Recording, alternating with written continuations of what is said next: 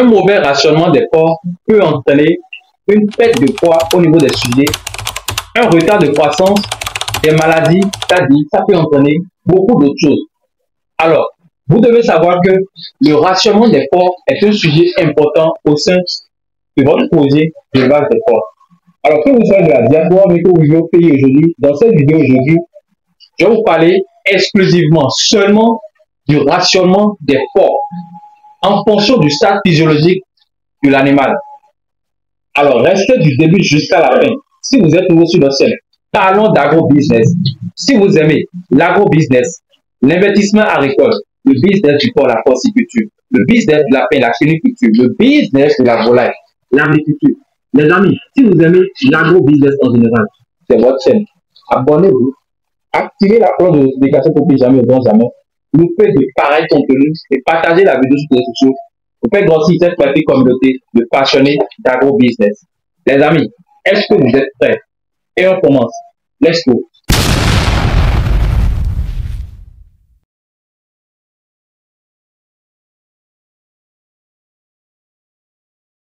Salut passionnés d'agro-business. Alors pour ceux qui ne me connaissent pas, je suis Frégis, le père des porcs.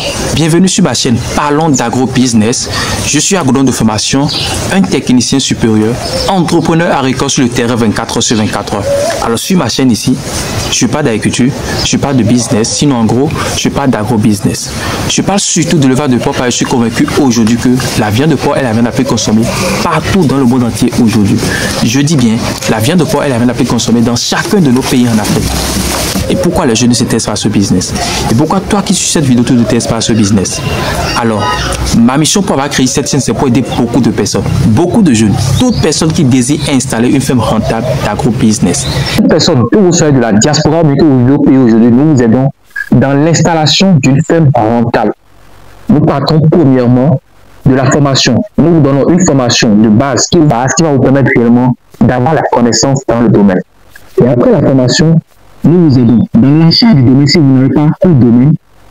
Parce qu'il faut comprendre qu'il y a des domaines qui sont réellement aptes en fonction de votre projet. Alors après l'achat du domaine, nous vous aidons maintenant dans la creuse du forage. Nous avons des équipes sur le terrain qui font le forage pour votre site. Juste parce que l'eau reste obligatoire sur une ferme. L'eau sur une ferme, c'est comme une maison ou bien un habitat avec de l'eau. Ensuite, nous vous aidons à construire un bon bâtiment qui répond aux normes d'élevage.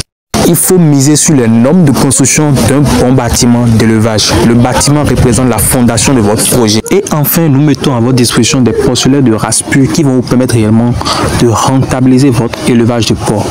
Il faut penser à miser sur la génétique lorsque vous avez un projet d'élevage de porc.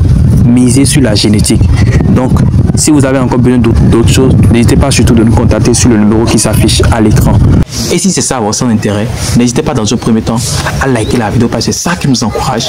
Abonnez-vous, activez la cloche de notification pour ne jamais, au grand jamais, louper de pareils contenus et partagez la vidéo sur les réseaux sociaux pour faire grandir cette petite communauté de passionnés d'agro-business. Les amis, seul l'agro-business, l'élevage des porcs, l'élevage des lapins, l'élevage des poulets goulettes, les amis, il y a tellement de spéculation en agro-business.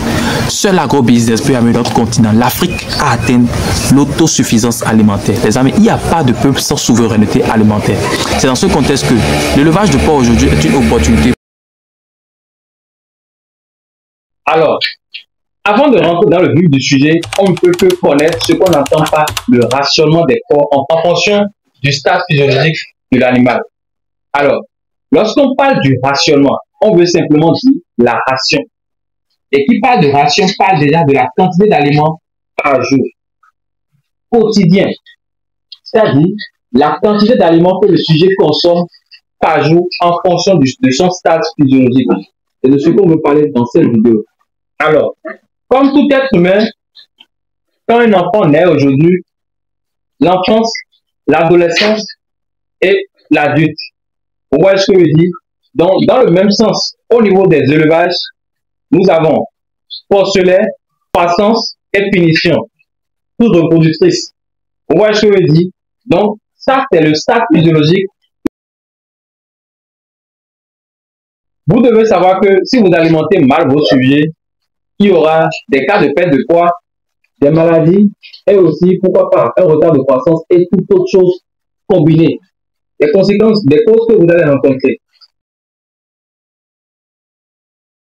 Maintenant, en fonction de chaque stade physiologique de l'animal, quelle quantité d'aliments l'animal doit consommer par jour. Nous prenons premièrement les porcelets. Lorsqu'on prend les porcelets, c'est généralement les sujets qui viennent de naître. Donc, durant le premier jour de la naissance, les porcelets, c'est uniquement le lait maternel, le colostrum qu'ils vont consommer. Alors, à partir du 10e jour, c'est obligatoire que les porcelets commencent à consommer l'aliment qu'on appelle l'aliment premier âge, l'aliment sous-mère. Et cet aliment, dans les provenderies, on appelle ça l'aliment Spidolac. C'est un aliment complet qui vous permet réellement de faire un sevrage précoce. Un sevrage à 28 jours d'âge, oui, bien sûr. Donc, à partir de 10 jours d'âge, vous achetez cet aliment, c'est généralement un aliment importé qu'on achète. Donc, avec cet aliment, vous aurez à donner une quantité de 200 à 300 grammes par jour par porcelet. Ça, c'est un.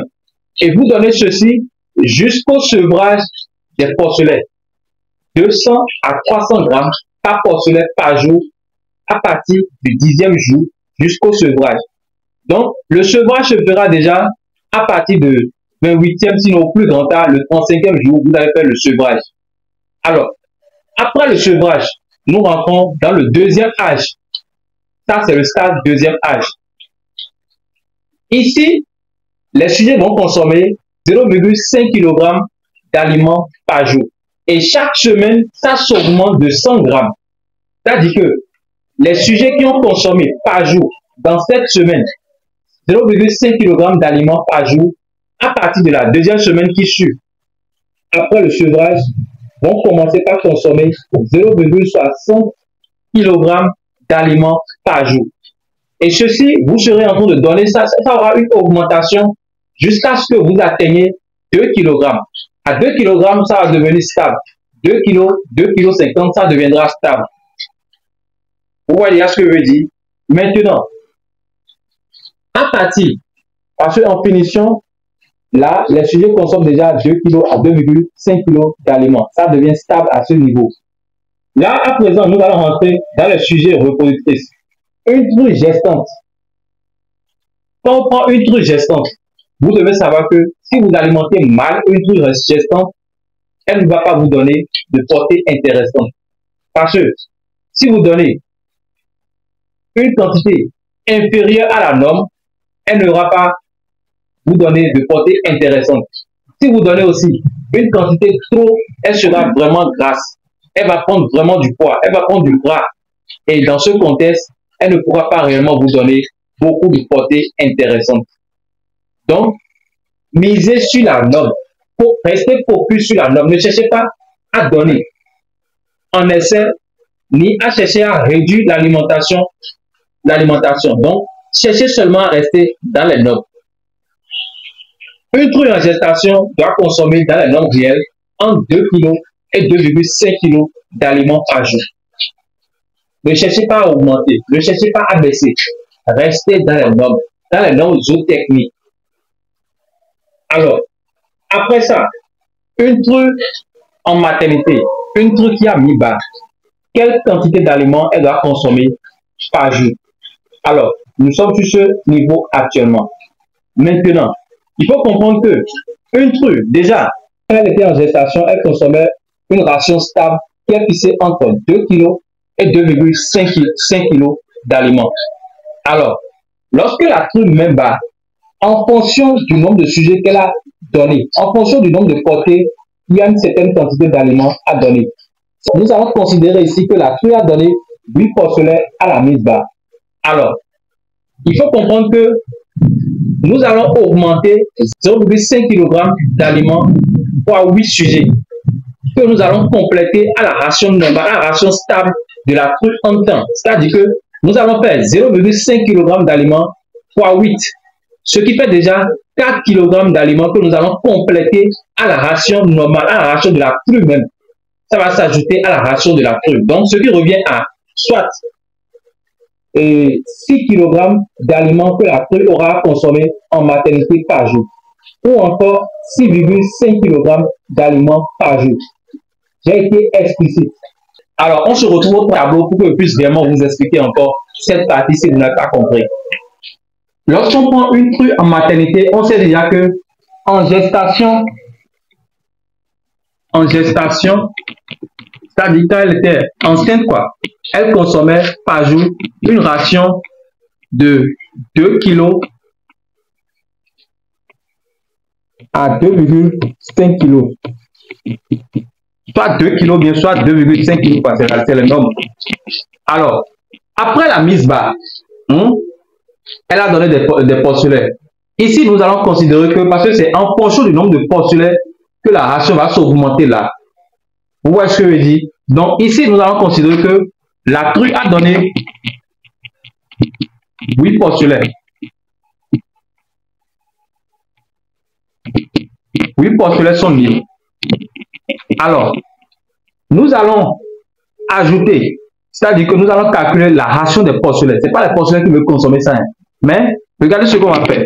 Ici, nous allons faire 0,5 pour chaque postulet fois 8 qui va se compléter maintenant, s'ajouter à la ration normale, à la ration stable de la true même. Vous voyez ce que je dis? Donc ici, on a 0,5 kg d'aliments fois 8, c'est-à-dire pour les 8 postulets en question. Ça fait déjà directement 4 kg d'aliments pour les postulets. Donc, cette ration maintenant sera ajoutée à la ration de la true même. Donc, ça voudra dire qu'on va faire soit 2 kg plus 4 kg d'aliments, ce qui fera 6 kg d'aliments que la true va consommer durant la maternité par jour. La true va consommer 6 kg d'aliments en moyenne, 6 kg d'aliments par jour pendant la maternité. C'est tout. Je crois que dans cette vidéo, j'ai été plus explicite. Vous connaissez à présent la quantité d'aliments que consomme un porc en fonction de son stade physiologique. Postulaire, premier âge, deuxième âge, finition, vous connaissez tout ça là. True gestant, true allaitant, vous connaissez déjà tout ça là. Je vous ai donné ça gratuitement. Donc, pour nous encourager, likez la vidéo, abonnez-vous si vous êtes nouveau et activez la cloche de notification pour ne plus jamais au grand jamais louper de pareils contenus et partagez la vidéo sur tous les réseaux sociaux pour faire grossir cette magnifique communauté de passionnés d'agro-business. Les amis, et on se retrouve pour une prochaine vidéo. Ciao!